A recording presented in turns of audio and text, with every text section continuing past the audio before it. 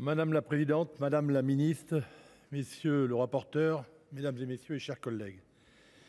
Qu'il soit nourri des récits de Pagnol, des photographies de Doisneau ou de nos propres souvenirs, l'imaginaire autour de l'école cultive une certaine image de la France, celle des tableaux noirs, des craies blanches, des interros surprises et des bonnets d'âne, mais aussi celle des enfants emmitouflés dans leur manteau, un bonnet sur la tête. J'ai personnellement connu cette école primaire de 1954 à 1963, chers collègues. L'hiver qui commence nous rappelle malheureusement que cette image-là n'appartient pas au passé. De trop nombreuses écoles sont encore des passoires thermiques. Cela vaut aussi malheureusement pour les collèges et les lycées, comme le notait tout à l'heure le collègue. Ces passoires thermiques sont une mauvaise manière que nous faisons aux enseignants comme aux élèves. Ils subissent le froid en hiver, le chaud en été, ce qui nuit à la qualité de l'enseignement et à la transmission des savoirs. Mais ces passoires thermiques sont également une mauvaise opération pour nos collectivités territoriales. Et les collectivités se doivent de montrer l'exemple pour les économies d'énergie. D'abord sur le plan économique, les élus locaux en sont bien conscients. Eux qui suivent de près l'évolution des factures pour ces bâtiments. La hausse des prix de l'énergie est d'autant plus forte que les bâtiments sont mal isolés. Ensuite, sur le plan climatique, comme l'a indiqué le rapporteur, les écoles, les collèges et les lycées représentent en surface 45% du patrimoine bâti des collectivités, mais 84% de leur émission de gaz à effet de serre. C'est colossal, 84%.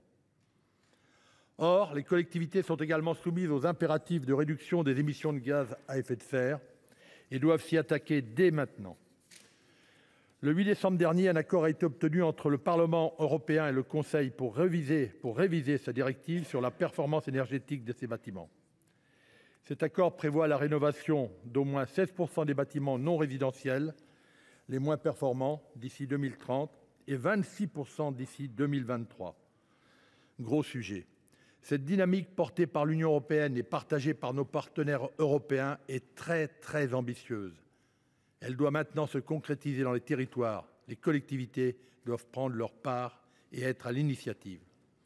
C'est pourquoi je tiens à saluer le travail réalisé par la mission d'information menée par Nadège Havet et son président François Patriat sur le sujet. Le groupe RDPI a choisi d'inscrire dans son espace réservé un texte utile pour nos collectivités. Il reprend l'une des propositions de la mission en la transportant sur le plan législatif. La proposition qui nous est faite est très simple. Elle est très opérationnelle, chers collègues. Prévoir un taux dérogatoire pour la participation minimale des collectivités aux travaux qu'elles mènent en tant que maîtres d'ouvrage, lorsque ces travaux concernent la rénovation énergétique des bâtiments scolaires.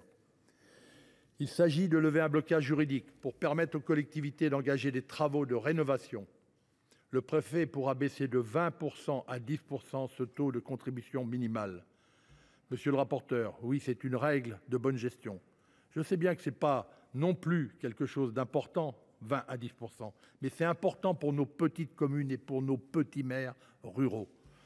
Alors que le prix des rénovations peut atteindre 1 700 €, et en tant qu'ancien professionnel du bâtiment, beaucoup plus, il convient d'assouplir les contraintes liées au schéma de financement. Cette règle de la contribution minimale a sans doute eu sa justification en droit, mais elle ne semble adaptée ni à l'urgence climatique, ni à la capacité contributive des collectivités, et singulièrement de nos petites communes rurales. Notre groupe votera bien évidemment en faveur de cette proposition, Madame Havet, qui est une mesure pragmatique et de bon sens. Nous espérons que les élus locaux sauront utiliser cette nouvelle marge d'action qui leur sera donnée et permettra de réaliser l'objectif à atteindre d'ici 2030. Je vous remercie. Merci, cher collègue. La parole est à monsieur